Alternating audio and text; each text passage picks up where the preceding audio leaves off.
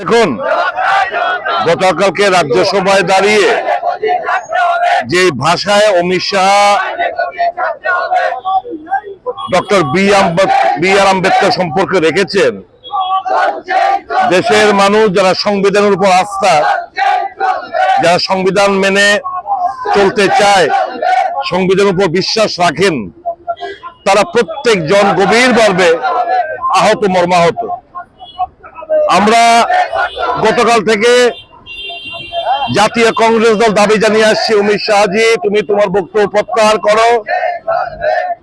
B আর আম্বেদকরের বিরুদ্ধে যে কুরুচিপূর্ণ অপমানজনক মন্তব্য, তা প্রত্যাহার করো।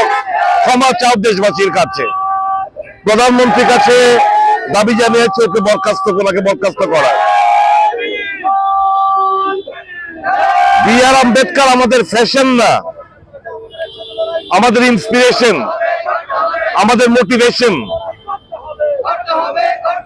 তাদের মোটিভেশন এবং ইন্সপিরেশন হয়তো বা আলাদা হতে পারে, কিন্তু আমরা আজও মনে করি দেশের মানুষের যে বলার অধিকার, চলার অধিকার, ধর্মের উপর যে যা বিশ্বাস করে পূজা অর্চনা করবে তার অধিকার, সমস্ত কিছু, right two liberty, expression, believe, faith, worship, equality of status, এই সামান্যতা, এই স্বপ্নে আমাদের সংবিধান দিয়েছে।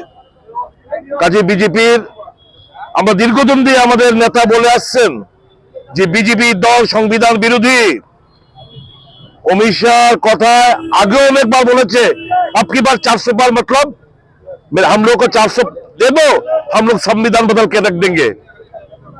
অমিত শাহর বক্তব্য পরিষ্কার, এরা সংবিধান বিরোধী, এবং যিনি সংবিধান রচনা করার অন্যতম কারিগর, ফাদার অফ দ্য কনস্টিটিউশন আমরা বলি, ডক্টর বি আর আম্বেদকরের প্রতি তাদের যে ভেতরে যে ঘৃণা যে জন্মে রয়েছে, পুঁজিভূত হয়ে রয়েছে, তা প্রকাশ পেয়ে গেছে।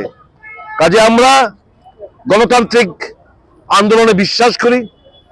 আমরা অমিত শাহ তার কুশপুতল দাহ করেছে ত্রিপুরা প্রদেশ কংগ্রেস, সারা দেশ জুড়ে আজকে বিক্ষোভ হচ্ছে।